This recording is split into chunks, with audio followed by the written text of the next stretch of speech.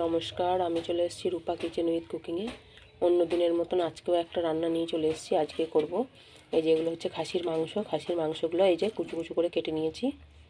এই খাসির মাংসগুলো এরকম করে সব কেটে নিয়েছি ছোট ছোট করে।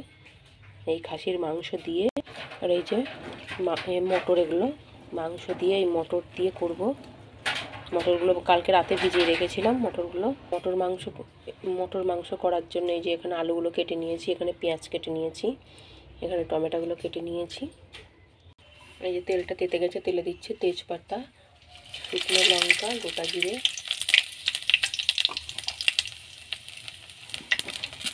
এবার পেঁয়াজগুলো দিয়ে দিচ্ছি। এই যে মাংসগুলো ধুয়ে তুলে নিয়েছি, এই মাংসগুলো এবার দিয়ে দেবো। এই যে পেঁয়াজটা ভাজা হয়ে গেছে, এবার দিয়ে দিচ্ছি এই যে টমেটো, এই যে লবণ, লঙ্কার গুঁড়ো, জিরের গুঁড়ো, এই যে হলুদ গুঁড়ো,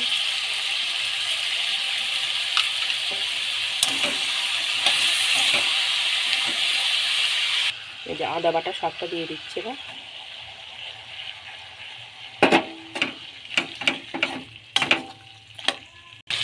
এই যে রসুন বাটা,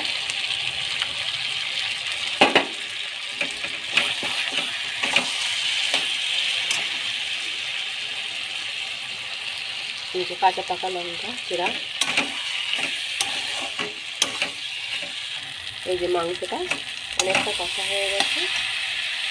এই যে আলু মটর এগুলো কাঁচা, এগুলো এবার দিয়ে দেবো। এগুলো সিদ্ধ করিনি।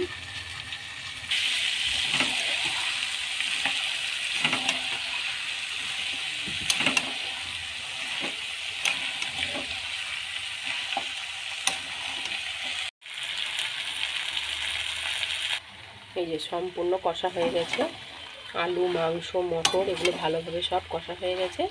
এবার এটাকে প্রেসারে দিয়ে দেবো।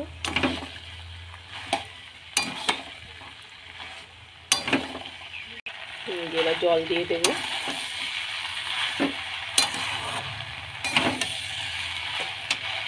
এই যে প্রেসার কুকারে চাপিয়ে দিয়েছি, একদম মটর জল মাংস সব দিয়ে এবার প্রেসারে ঢাকনাটা দিয়ে দেবো।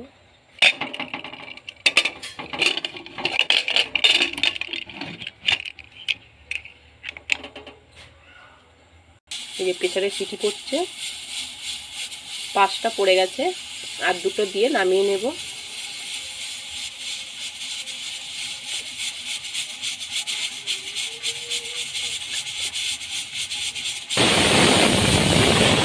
এই যে হয়ে গেছে, 6টা সিটি দিয়ে নিয়েছি। এবার এটাকে নামিয়ে ফেলবো। এই যে মটর মাংস একেবারে সিদ্ধ হয়ে গেছে, একদম গলে গেছে। এটাকে নামিয়ে ফেলেছি। কেমন হয়েছে অবশ্যই জানাবেন। ভিডিওটা প্রথম থেকে শেষ পর্যন্ত দেখবেন। ভালো লাগলে একটা লাইক করবেন। আজকের রেসিপিটা কেমন হয়েছে অবশ্যই কমেন্টে জানাবেন।